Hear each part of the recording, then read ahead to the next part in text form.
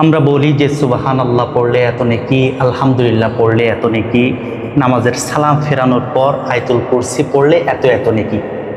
কেউ আসলে স্পেসিফিকলি বলে না যে জান্নাতে যেতে হলে কতটা নেকি লাগবে, অথবা জান্নাতে যেতে হলে আমার রিকোয়ারমেন্ট কি, কত হাজারবার সুবহানাল্লাহ, কত হাজারবার আলহামদুলিল্লাহ পড়লে আমাদের আসলে হয়ে যাবে। জান্নাত আসলে আমাদের নেকি দিয়া নির্ধারণই হয়নি, জান্নাত নির্ধারিত হয় আমাদের ঈমান দিয়া।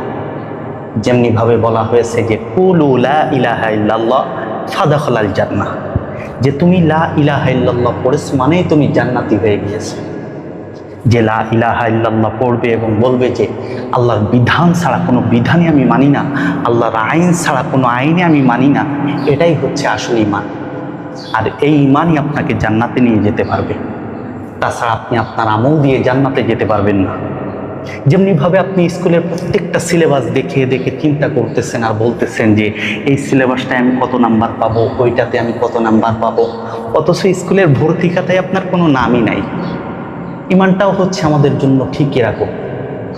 আমরা যত আমলই করি, যদি আমাদের ঈমানটা ঠিক না থাকে তাহলে আমাদের আসলে কোনো ফরকই পড়ে না।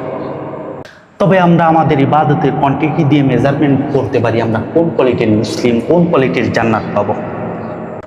নবীজি হাদিসের মধ্যে বলেন আখলিস দীনাকা ইয়াকফিকাল আমালুল কলিল, যে তুমি তোমার দ্বীনকে, ঈমানকে খাঁটি করো, মজবুত করো, তো অল্প আমলেই তোমার নাজাতের ব্যবস্থা হয়ে যাবে।